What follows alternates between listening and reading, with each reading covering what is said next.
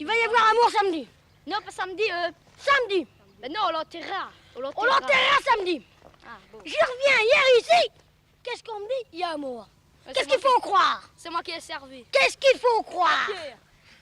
Il est toute sorcière. Ce qui est très intéressant, c'est de voir le fait que les enfants essayent de maîtriser cette notion de la mort en en parlant, en essayant de déstigmatiser. Et puis surtout, il faut comprendre qu'après l'âge de 6 ans, il y a deux notions très importantes qui sont intégrées par les enfants. La première, c'est l'universalité de la mort, donc le fait que tout le monde va mourir. Et la deuxième notion, c'est l'irréversibilité de la mort, donc le fait qu'on ne revient plus. Donc après 6 ans, il y a vraiment tout un questionnement autour de la mort qui se fait. Et ce qui est très intéressant dans cet extrait, c'est cette capacité peut-être un peu perdue que les enfants avaient de se regrouper et de discuter d'un sujet qui les intrigue, les touche. Ils exagèrent à peine, et les mots magiques, macral, sorcellerie, resteront gravés dans leur esprit et leur recherche du fantastique passera obligatoirement par quelques chemins secrets, les souterrains où l'on aime avoir peur et qui passent en dessous de ce village d'Acour, voué aux sorcières depuis les temps les plus reculés. Oui, ça montre vraiment la fonction importante, par exemple, des films d'horreur, des choses qui permettent aux enfants de métaboliser toutes ces peurs liées à la mort notamment, mais pas forcément uniquement à la mort, en approchant